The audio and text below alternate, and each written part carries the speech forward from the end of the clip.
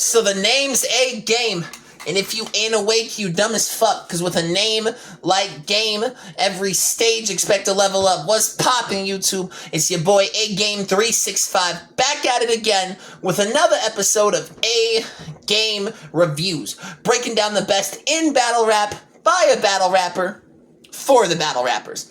Now today, I'm going to be breaking down a battle that happened a long time ago, well not like a long time, like a couple years ago, from Vancouver, Washington. Salem Hush, shout out the bro Salem, Cutface, AWR, everyone involved in this event, shout out to y'all. I'm going to be breaking down 1010 versus Demea. Now, 1010's a previous opponent of mine. I actually battled him a while back, if I'm being realistic with you. I battled him back in, like, it was my third or fourth live battle ever. Bro is a fucking monster. Like, 10 is a very different writer, and you guys are all gonna see that during this battle. Demea, very funny, very comedic style. He can be punch heavy when he so chooses, but he is also a lot more on the comedy side of battle rap, so it's definitely a styles clash to say the least. If you're looking for one of those reactors who just kind of makes little noises in between, doesn't really break down bars or anything, that's not what I do here on the channel. I go through round by round, bar for bar pretty much, and I pick out a winner round from round. Now that being said, let's get into it. Up y'all, CP the Beast, aka Cutface, keeping it cutthroat, most stuck battler in the lower 360. I got a host to my right. Yo, Salem Hush, Eastside Tacoma by way of Bellingham, graduating soon. Make some noise for that. Hey! And like I said in previous Agame reviews of mine, I gotta give my flowers to Salem Hush. I mean, honestly, without Salem, I wouldn't have had my first out-of-state battle in Washington against El Weezy. I don't feel like I would have gotten the first kind of test runs that I could have genuinely got without Salem. So, nothing but respect for Salem Hush. Salute to you, bro, for real. For the streets to a diploma, man. Let's get it. I got my brother on the right. Tell him who you is. 1010, Seattle shit, district shit. You feel me, bro? Let's get it. And I got another MC on my left. Hey yo, I'm Demea! And same just for you, bro. Yeah. I brought a whole pack of battle rap rascals from Juneau, Alaska, Vancouver. What's cracking? What's up? Let's get it. Look what you made. Okay, so he immediately started into the round, though. Okay. For anyone who does not know who Demea is, I would argue Juneau battle rap legend in his own right. Kind of started the re-established wave of the Juneau battle rap scene with wordplay, AWR. Let's see, who else really outside like that? I mean, shit, well, that's like Bankstown or like Anchorage people like Trop Top Teddy, Backwood Brad, Kevin the Brain, shit like that. But like, Demea really set a name in Alaskan battle rap. I also like the fact that he's trying to kick off the round with energy, so I really like that. Rascals from Juneau, Alaska, Vancouver. What's cracking? What's up? Let's get it. Look what your man did. My Tinder profile ain't ready for the trout I just landed, and I'ma be candid. Me competing with T's lines, I don't know if I got the speed or the bandwidth. He's not just a battle rapper that any man can stand with, but I brought the whole bandwidth. That's nice. That's fire. That little bandwidth, like T's, bars, fiber, connection, bandwidth bar, that was nice. You see T take a scan at those kids, they all made a wish for a brand new body, and Tiny Timmy's not leaving empty-handed. We steering. Tiny Tim, of course, the character from Christmas Carol, the classic Charles Dickens like novel about Tiny Tim with tuberculosis and shit, praying for a new body, and it's not going to be a wish that's not granted. That was a nice punch there by Demea. T! We steering T till he's branded. Watch this lad go and get lassoed by the link cable of a Game Boy Advance. Shit, Tyrell's getting hog-tied. Gonna be worse than when little dog died. Ever since that battle, I've had this little knot right here. Like, it's just not quite clear if I missed that karma coming, only to hear that I get to start harming Mr. Cummins. I told EFA my life lacked a glorious death. Is it gonna come from him? Cause I feel like I got the breath of the big bad wolf blowing down Tin Shack if I come even close to unhinged.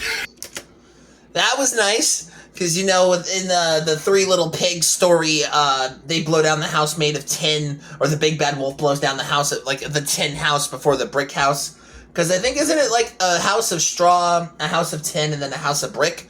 Something like that, I think.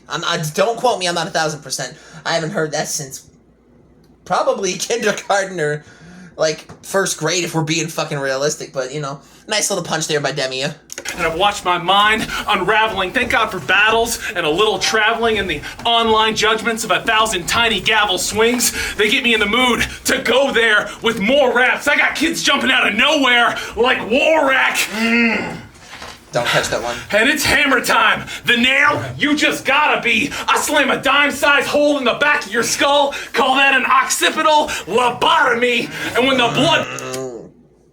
Not really like a crazy bar, but that's like a very graphic imagery. For anyone who does not know, the back of the head is the occipital lobe. So it's an occipital lobotomy. That was nice from Demea there. Hole in the back of your skull, call that an occipital lobotomy. And when the blood pools, they'll all scream. But in the back of my mind, I just hear, where them pause-worthy bars at? But I brought the ball peen! Pause? Okay, this is a thing that I feel like takes a lot more nuance in the culture and a lot more debate in the culture, where like, if a battle rapper says something pause, but they say pause prior to saying the bar, does that cancel it out? I don't understand the nuances on that. I mean, I feel like that's a very heavy debate where some people might be like, yeah, you know, it definitely diminishes a lot of the impact of it being pause-worthy, or it would be like, no. I mean, there is that whole, what was it, Cortez battle? Or yeah, it was Cortez against, I think it was Uno Lavos on RBE, where he said, I had to learn how to pop myself, and his opponent said pause, and then he spent like a long, no, it was Prep, pardon me, Jesus. It was Prep against somebody. Prep said that Prep said something like, and I had a long banana, and he was like, that was pause, and he spent like 5 minutes trying to defend himself, immediately forgot and accidentally said the pause-worthy shit immediately again. So, I mean, I guess culturally speaking, I don't know if it would or it would not. That's an opinion based all on your own. Thank you. Fuck. You and your songs can wait. I'm crashing in T's temple like I'm the Islamic State. When I debone T, can wait. I'm crashing. Thank you. Fuck. You and your... Was that a jump cut?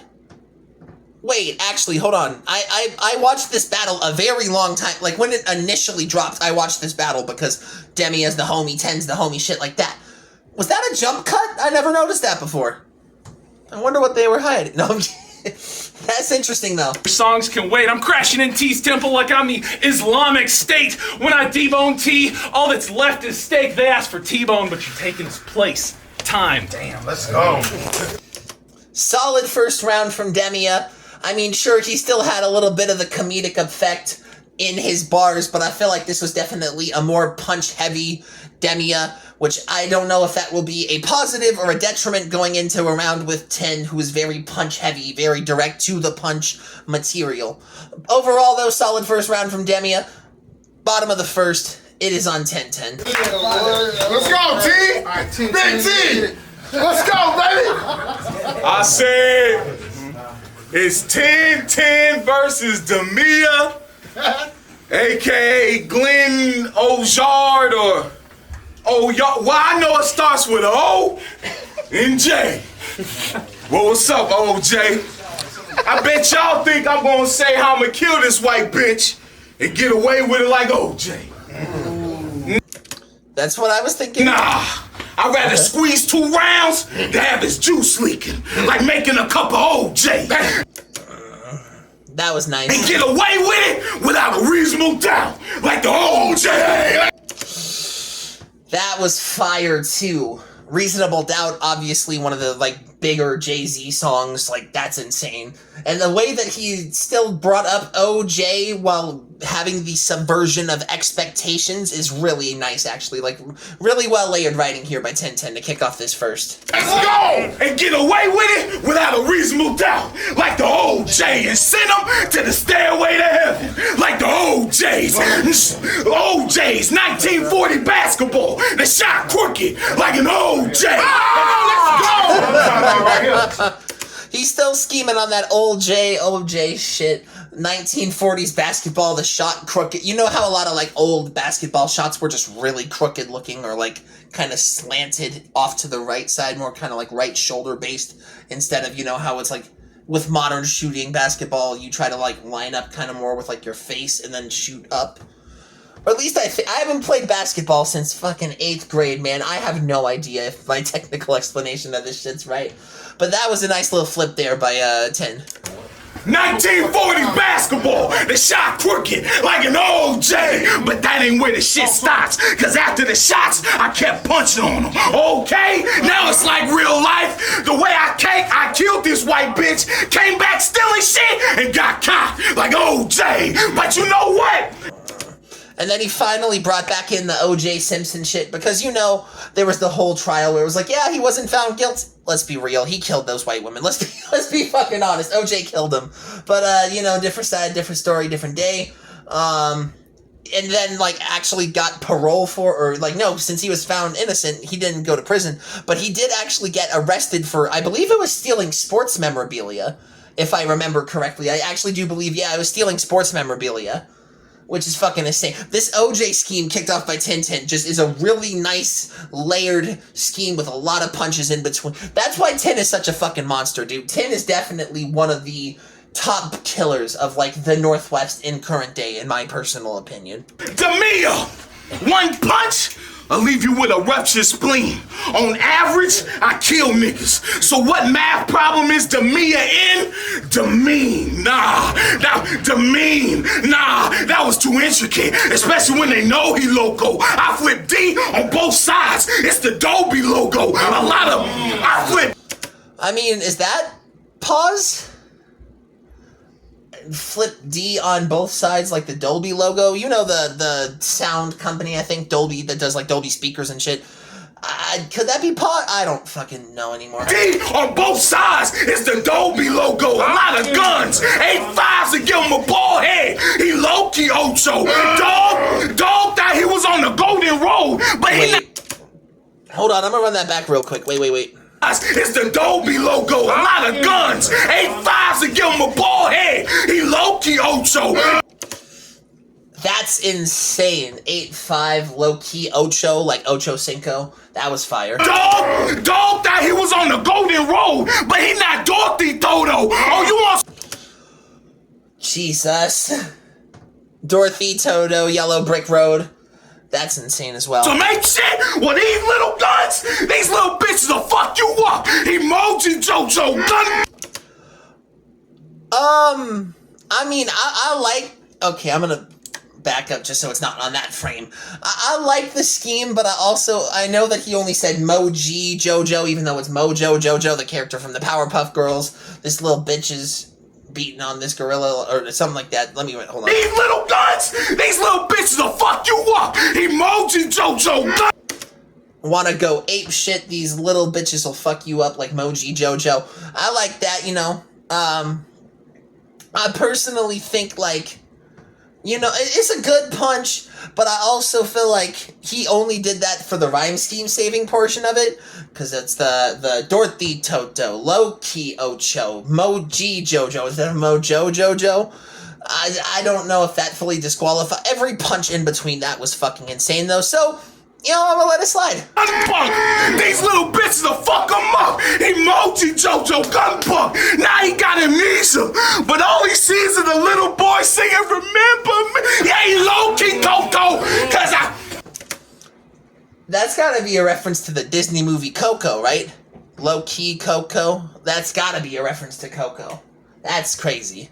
He low-key Coco! Cause Mia! You like a porn star? Oh. Let me show you how this one round to delete you. How this bitch, how this pussy came here to get beat on cam for the money. Yeah, Mia Khalifa. I mean, it's a decent punch there, but like, I also feel like a lot of the shit, like any generic level porn star could have fit that name flip there for what you need for that, what time, sake, of purpose. Like, to fit a rhyme scheme, you could have thrown any name in there and that punch probably could have hit. But also, I feel like one of T's, aka Tintin's, strongest advantages is kind of breaking down a certain part of a name, like Mia of Demea, or DE of Demea, or all of this extra shit where he kind of, or OJ, like the Glenn Ojar, Oyard, OJ type shit, that he breaks down those kind of flips. I think that is one of his biggest strong suits. Don't know if it fully pays off all the time, but it is definitely one of his biggest advantages in battles like this. Oh, how this pussy came to get beat on camp for the money. Yeah, Mia Khalifa. Because for starters, I don't want you to have your mother crying over your body. So don't start no drama, Mia. Or one punch, I have you in tears. Tomato sauce leaking over your meatball. And I have you crying for your mama, Mia. The one thing I'm going to say about Demea is he is not helping his case for his first round being better, especially when he's reacting to 10-10 shit a lot more heavily, like giving him the props. And this is a mistake that I learned from when I battled Spasmatic back in March of 2021, somewhere in that time period. That was a huge mistake I had to learn from personally. You don't want to give your opponent too much power with your own reaction, which I feel like Demea is doing a little bit here. But to be all fair, 10-10 is absolutely fucking spazzing in this first round, so fair enough. Let's go! BT, talk your shit! Motherfuckers love it when I spit my shit. 2 words when I'm done my rounds, baby. District shit. Let's go. Solid first round from 10-10. I am definitely giving a first round clear to 10-10. I liked Demea's round a lot. I liked that he was a little more punch heavy, but it was just a levels round because just the way that 10 was able to scheme and punch around that OJ shit and the Mamma Mia shit and the Mia Khalifa and all that stuff that he was able to tie together was absolutely insane. So fair play for him on that. Top of the second round, it is on Demea. Let's go. Crazy round. Let's go. Stay hydrated. I said I heard you people have this thing called seasoning, so it stood to reason this holiday season that I could bring the team in and sneak in all unexpected and disrespectful, like where the creature's stirring while you're fast asleep, creeping out the back and leave with T's grandmama's mac and cheese and when AWR and I are doing lines of onion powder later, I'm gonna reflect on the irony. What the fuck? I mean, sure, if that's something you want to do, then go for it. I'm not gonna stop you. I mean, I feel like snorting kitchen spices is probably not a safe indenture, but to each their own in this day and age. Then I changed the flyer. I said, when AWR and I are doing lines of onion powder later, I'm gonna reflect on the irony. Then I changed the flyer to be something reminiscent to the Lion King. I was raising baby cut face to the sky as I sing. It moves us all. But lately, these curveballs in my life have been doing circles, and what kind of twerp will complain about not making main event, and then when I change the shit, hit up Snapchat like, I can't make this shit. Dude, I can't make this shit up.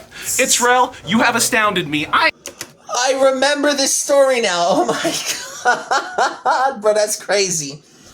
I mean, it was the main event was supposed to be, I think, Cutface versus some battle rapper from Portland named Israel or some shit, and Rel backed out after he was not main event. He got bumped to main event and then ended up just not making the battle overall.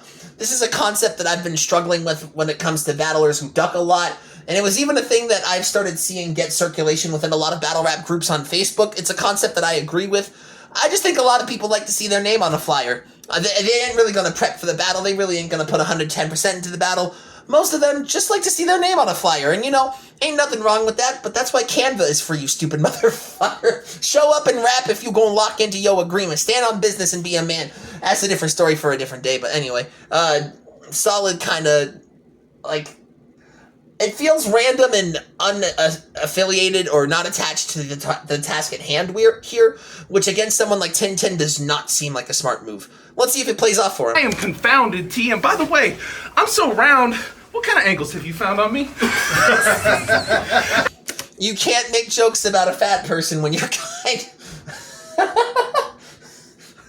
I mean, at least Debbie is playing into it, but let's be honest, they're both a little bit on the bigger side. And that's coming from me. I'm a bigger dude. I understand it. I'm a little bit heavier set myself. I'm not saying that to be disrespectful, but like, I don't know. Is it these breadcrumbs that I have left upon the ground for free? Because you are just another trash Pidgey bound to be. Ash against the Houndoom, and now you see what's a little gust of fresh air gonna give me when I'm already high on life and I got Gus and Kenny pointed at you. Oh, Gus and Kenny, High on Life, I think, wasn't that the Rick and Morty shooter game that was made back in like the early 2020s? Was that High on Life? Gus and Kenny were the guns in that game? I could be heavily mistaken, don't quote me on that, but that was a nice little punch there. You face to face like, we're just trying to get through to you. Or those would be some lines that you would do, because you got real big glocka-doodle-doo energy. And For anyone who doesn't catch that reference, there is a battler from Tulsa, Oklahoma. His name is Aaron Sawyer. I can't remember who he was battling, but he had a glocka-doodle-doo bar, which went viral for a good couple of months. People were just kind of clowning it in the battle community. I actually got to meet Aaron Sawyer after that whole incident when I battled Trey Boogie on With All Due Respect Battle Rap League out in Tulsa. Super fucking nice dude. Like, him and his wife are so sweet, genuinely nice people, very holistic, spiritual, you know, again, different walk of life for myself, but hey, like, beyond some of the nicest people I've met in, like, this event, like, in this battle rap culture. They're super nice couple. But, you know how this story goes and everything. It's just a matter of the times, really. Juno would fucking love you too. I mean, leave it to 1010. He just takes the scroll and his pen there, and video game weapons just come out of thin air. Shit. But you brought knives to a gunfight, and I'm taking more shots than a James Harden clone with a heart of stone. You really gonna let yourself get beat by a guy who looks like an Aryan garden gnome? Boy, Self-disrespect, like those self-demolition bars, can be very, very effective at taking away angles. So I think that was a very smart strategy by Demea, just in the sheer case of, oh shit, actually, you know, I'm gonna try to deflect this point in case he's gonna try to say something about it to me specifically. So fair play on that end by Demea for using that self-demolition or self-destructive material to kind of try to minimize any angles that Tintin can take. Boy, back! Talk that shit! Talk your shit! I always seem to pause it, like, right before the end of their fucking rounds. It's kind of crazy, but, you know, solid second round by Demea. I did like his first a lot more. This was still a very good round, like the Gus and Kenny high on life shit, the whole, like, what type of material have you found for me? I mean, I feel like the It's Rel story is, like, it's cool for the storyline, but also I don't feel like it's necessary for the actual battle within itself. Like I said, when you are not exactly focused on the task at hand, sometimes it just becomes a distraction. That being said, bottom of the second, it is on Tintin. I didn't know I was coming like that. Let me record it this time. Alright, let's go, T. a battle rapper. I said, What? Glenn Ojard. Uh-huh. G-O-G-O. Well, I can tell after my first round. I mean, if he's gonna do the initial flips again, it's gonna get kind of boring. Your aspirations of winning probably stopped when I was Pokemon. Geo, dude, I get your whole body rocked, cause you too confident. Oh, he evolved? I guess ain't nobody told him. Ain't nobody told him. Babe, for you, I'm not a groveler. And what was never on my list, my goal, limb weight, because Geo dude evolves into groveler, then go, well, I like the Pokemon evolution scheme that he did there from G.O. to Groveler to Golem. I like the evolution, but I also feel like it just, like, taking those two specific aspects doesn't make any sense in the timeline. And let's be realistic. If Tintin was battling Geodefinite, this material would hit 12 times harder. But, you know, that maybe just be a personal narrative sake. Maybe I'm just saying that for the sheer sake of saying that. But, like, I just feel like that material fits better for an opponent who actually goes by G-O, or Geo, like geography, or G-O, like the letters G-O. Which I know they exist. I know they're out there somewhere in the battle rap community. I've seen the flyers. But, you know, like I said, Tin's a good writer. I just feel like this concept is falling a little bit flat. Could tell that y'all ain't understand me. And that bar was a little bit iffy. Well, just know one shot I have him next to Ash, like Misty, cause I can tell you ain't stood in front of nobody that can really black Gio. But now you in front of an animal, on cam. And compared to me, well, think TV. You just a Nat Geo, cause as soon as I like that, the National Geography Nat Geo flip, that was nice. I stepped in, you were one of the Walking Dead. So it's bye-bye, Glenn. Wait, Walking Dead, Glenn? Well, he's not Asian. No, he got the size like Glenn. But he is in the back, he's in the bind, I'm next up the back, and he finna get killed in front of his friends. Oh yeah, he finna die like Glenn, cause I feel like somebody else has had to have done that concept before against someone else named Glenn, or even just a Walking Dead Negan bar has had to have been said time and time prior to the instance. You know, I feel like it's a much different matter. Like, I mean, shit, like, Demea's last battle against Backwood Brad dressed up as Negan to take shots at Glenn. So I feel like there was a better way to approach the concept, but I understand where he was coming from. Cause I'm an animal with the long nose, like an anteater, and one shot will break up Geo, like Pangea, cause you... One shot will break up Geo, like Pangea, cause you... look like Santa Claus in his 30s. Man, I know kids be asking to hop on your knee, son. I mean, yeah, it's a different approach than what Demea did with the self-destruction, so honestly, that's a kind of smart writing strategy by Tintin to kind of be like, yeah, I know exactly what he's gonna say, but here's a little bit of subversion of expectation. I fuck with that. And when you yell ho ho ho, it's cause you wanna eat one. Santa, I asked you for an Xbox in 5th grade. I just wanted to play some Halo Slayer, but I said I asked you for an Xbox in the 5th grade, but I just wanted to play some Halo Slayer. I guess I was on the bad list, and because of that shit, I'm armed, and it's major. Santa, I front pager. Think no trade in the NFL contract. I put clause in the paper, cause for him... No trading in a contract, I'll put clause in a paper. That's fire. I like that, like a no trading clause on contract. That was nice. Cause I put clause in the paper, cause for him, there ain't no savior. Think playing Master Chief with friends. After he dead, I kill him again. Yeah, I'm the Halo Slayer. Motherfuckers love it when I spit my shit. 2 words when I'm done my rounds, baby. District shit. Let's go. Okay, solid second round by 10-10. Y'all may think I'm absolutely insane for this, but I'm slightly edging the second round to Demea. You know, I just feel like with Tin's material, I feel like he spent more on like the initials G-O for Glenn Ojard and like Santa shit instead of like actually targeting Demea specifically. Where I feel like Demea spent a lot more time targeting material at 10. And it's the thing I said exactly a little bit earlier in the breakdown where I was like, you know, if you're not fully targeted on the task in hand, I feel like it's distractionary in nature.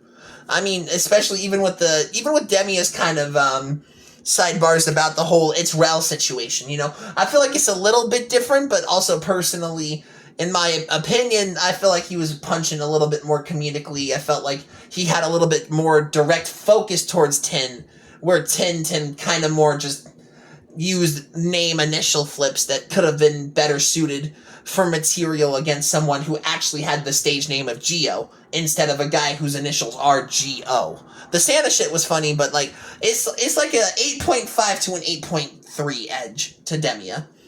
Top of the third round, it is on Demea. Let's see if he can somehow steal the battle or if 10-10 walks away with this. Now, sit like that. Sit like that. We got a third? Oh, there. We got a third. For the third round. Hey, yo! Yo!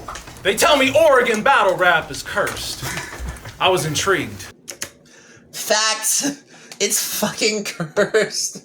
And I don't live in Oregon. I mean, there was a league that I battled for called Eastern Oregon Battle Coalition for a long time. Shout out Charlie, shout out Psycho and them. But it does feel like a lot of those events were cursed. Like, we'd have a venue, and then we'd get kicked out, and then we ended up filming at a fucking butte out in the middle of nowhere of Ontario, Oregon. True shit. If y'all want to hear a story time of that, I'll leave a comment. I got a bunch of fun little battle rap travel stories of shit that happened on my event, so if anyone ever wants me to just do a story time like that, I mean, that could be fun content. Compelled to fear the worst, conceding I may be repeating history, but hoping that these lessons might not be missed on me. But this venue, well, until 3 days ago, was a proper mystery. I remember hearing about this in the group, actually. I'm in a group with all these guys, and yeah, I remember them talking vaguely about the fact of we still don't even have a venue, and it's like 3-4 days out. That's crazy. But the chance to bring a team in to test Mr. T, well, I pity the fool that wouldn't take that risk. A-Team, Mr. T, pity the fool, yeah. Gentlemen, we are playing with fire, and these burns is how we learn. This battle could have happened in the Hillsboro Whole Foods cart return, and I still would have been here. So hyped, and I've been meaning to watch more of your battles, but from what I've seen, bro's tight, and I can glean that your opponent has probably said something that goes like, I'll full T out the clothesline, or harder, I'll dump T out the harbor, or smarter, I could nail T, make a martyr. If I'm gonna get top 10 T-flips like T-Swift, I like the way that he's approaching the T-flip concept. I like the fact that he's actually trying to be more methodical about the T-flip approach, where he's like, if I say it this way, or maybe smarter, if I say it this way, maybe harsher, or I say it this way, you know, try to make himself stand out amongst the T-flips, because that man's name T had been flipped so many fucking times. Hell, I flipped T's name a bunch. A bunch of his other opponents flipped his name a bunch of fucking times. Shit like that, you know, it gives it an advantage that he was viewing it from the strategic standpoint instead of just trying to do T-flips. Man, the expectations are steep, T. But for a match against you, I drink disappointment like sweet tea. And sweetie, you're standing underneath a meteor. Change your name to 1010, ain't make a difference. It sure ain't Glenn-proof. When Dem starts raining fire down on 10's roof, I'ma crush him. 10 can get sealed. This man congealed, coagulated. I heard from an unreleased CP The Beast interview that you masturbated to granny porn. Oh, shit. Well, Wait, you even see Cutface kind of there at the bottom, like, don't look at me, fam. That shit wasn't me. I ain't do that interview. I did an interview with Cutface. That's the bro. Shout out the bro Cutface. But the interviews can get a bit outlandish sometimes, to say the least. Till he hit the lottery and graduated to his own 1920s Model T. Wow. Maybe I'm hating and maybe it's personal bias, but I genuinely think my T-flip was just a tiny bit better. Maybe I'm bugging. Or my Model T-flip that I had against T. That was hard. That's hard. I bet you can fit a whole lot of... I guess they're different purposes for different regions. Mine was more punch-heavy. His was a little bit more comedic-heavy. Whichever one you prefer. Apples to oranges in this battle rap shit, for real. Werther's toffees and pill bottles in those pockets, G. And you didn't bring the cargo shorts today, but I waited till round 3 before I even talked about it. But that style, it's nice. And ain't it funny how some battlers treat wearing the same fit twice like the world will be shocked with scandal. Meanwhile, T here shows up and 2 steps away from socks and sandals. Yeah. Bro, you look like you got a meeting with a PTA every day. Dressed for the role and all. I think J-Flo left that bowling ball in his colon, y'all. Damn. But... I mean, it's funny, but, like, I feel like he's starting to lose a lot of momentum here in this third, if I'm being real with you. I can respect having so many pockets you don't know which one to check. I mean, Jacob Jump loves pocket watching. If he catches this battle, he's gonna be an emotional wreck. Okay, I feel like this is a very odd phenomena within the Alaskan battle rap culture. The sheer reference of Jacob Jump that I have seen. I feel like we've gotten a Jacob Jump reference battle in at least the last 3 Alaskan battles we've broken down. I could be wrong, though. Don't quote me on that, but, like, they really bring up this guy a lot. I mean, I understand to the extent why, but I'm not going to air that for the public. That's a different story for a different matter. If anyone's interested, y'all can look into the history. But then I saw J-Flo bring in MT, but I can rock a TM like a Butterfree using double team. I got Limp Trisket all the way to cut a T. We shifty, confide and cut like a shift tree.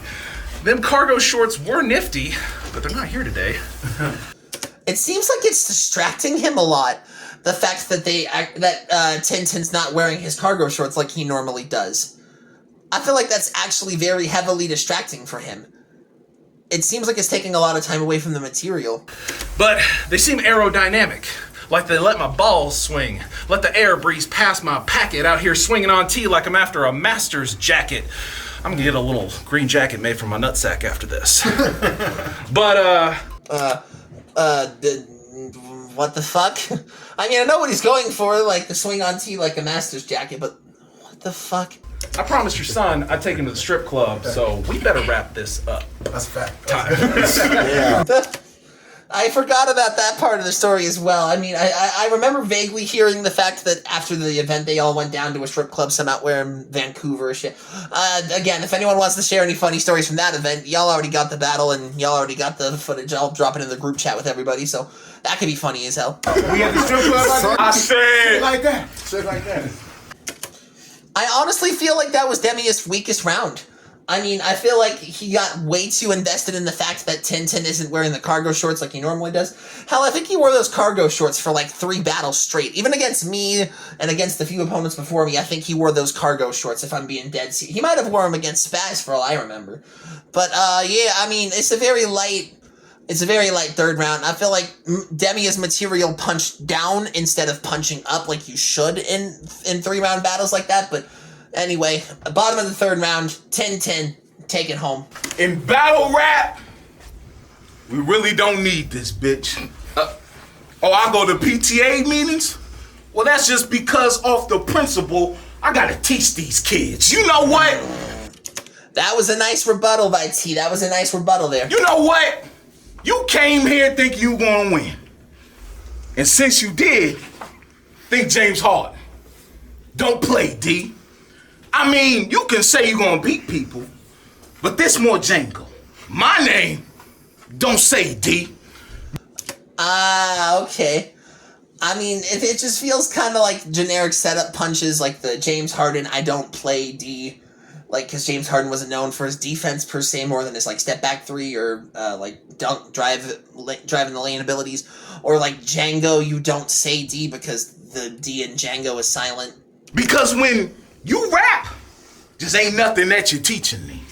Think watching a movie at home, Desert Eagle, and after our Blu-rays, it was DVD, and who gonna win? That was fire. Demea versus Desert Eagle, DVD, Blu-rays. That was a nice punch there by Tintin. And who gonna win?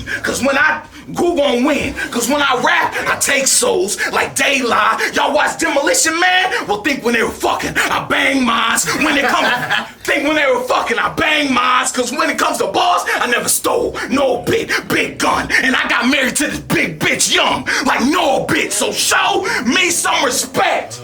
Cause I run shit here, like I'm the mayor of this place. I'm talking torture. It's death? Well, think it's beard. It's gonna be long hair to face, cause I'm him. Yeah.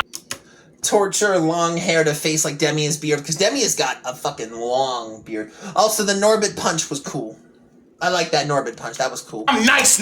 While you big ass and can't rap. Oh yeah, he Ice Spice, cause you big ass and can't rap. Oh yeah, he Ice Spice, cause back in the days, when I made a little bit of change, I carried big bills, like my stock fine. I'm talking wads of cash. Shit sound like I'm denying possession. How to not mine, and if you try to touch it, ain't no chances. Think of Saturday in Tennessee. I smacked this hoe down like country dancing. And lyrically, smack this hoe down like country dancing. That was smooth.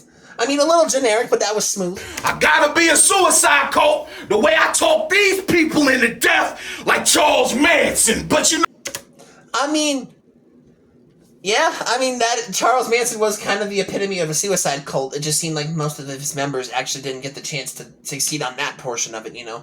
I could be wrong on my Manson cult hitch theory. know what? He from Alaska. And I guess instead of getting a husky, he started getting husky. And I know. That's funny. Instead of getting a husky, he just started getting husky. That was funny. There's gonna be an earthquake. This big motherfucker bump. The unstoppable force meets the immovable object. Since he used to the snow though, I got an ice pick to give him the coldest scare. I'm talking Alaska animals attack.